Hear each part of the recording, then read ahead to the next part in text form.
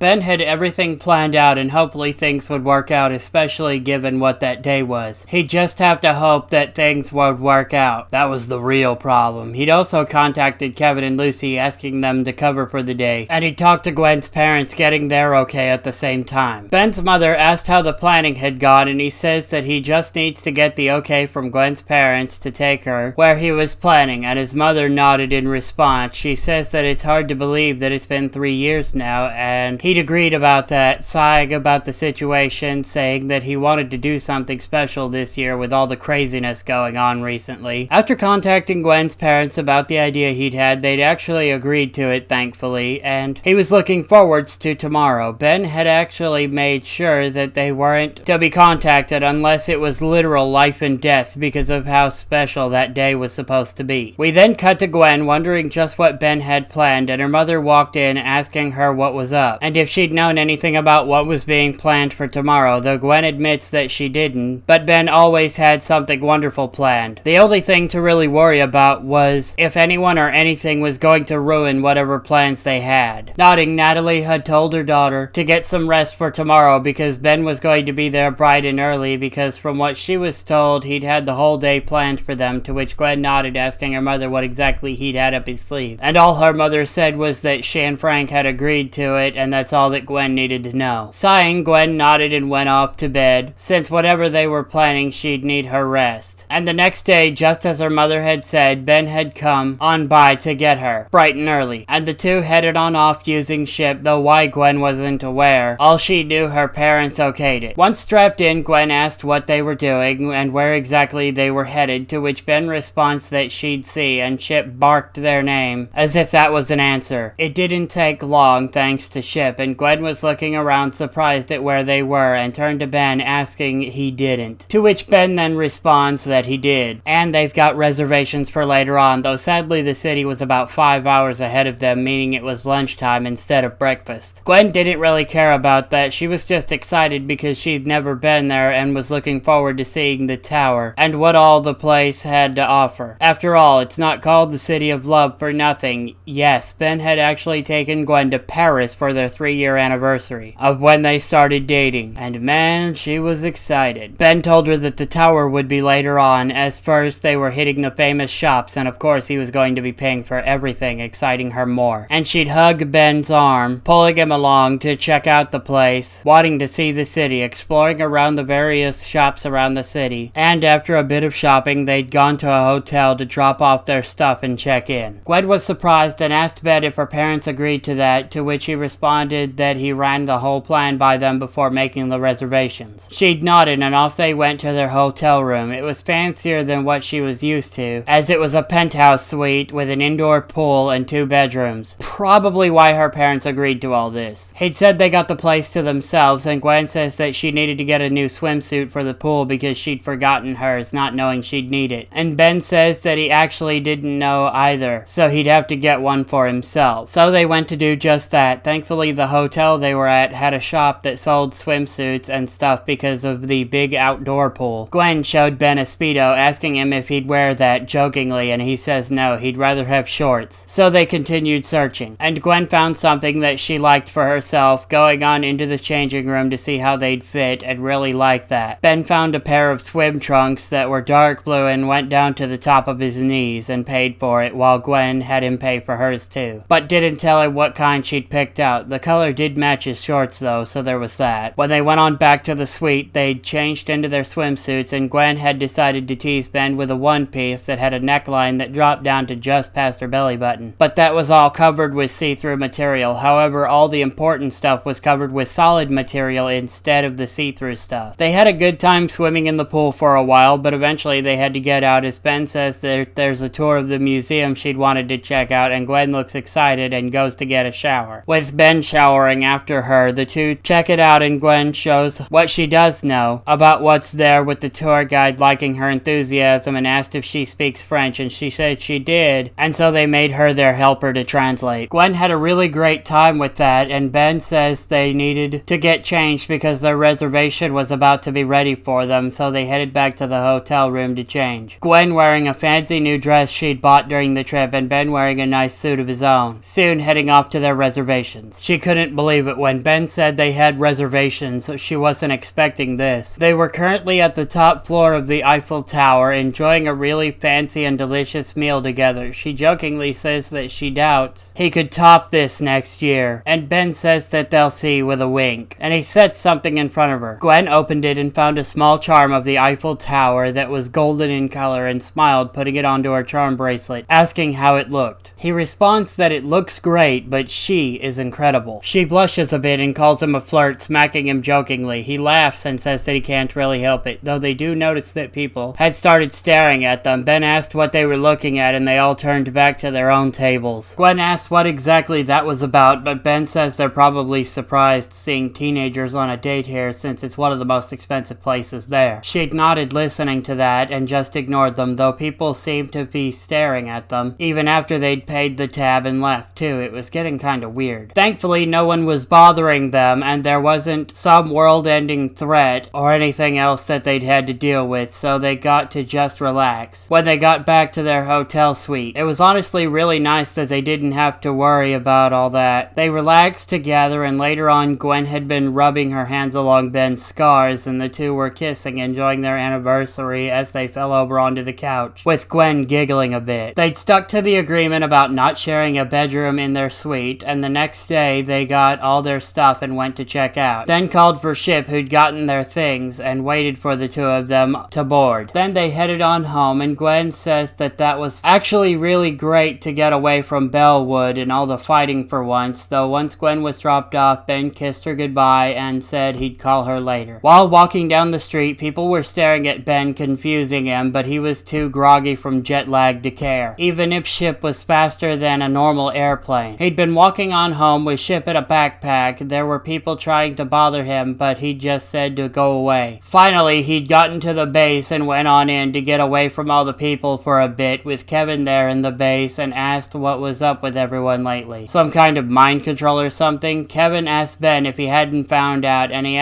found out what exactly, to which he turned on the television at the base.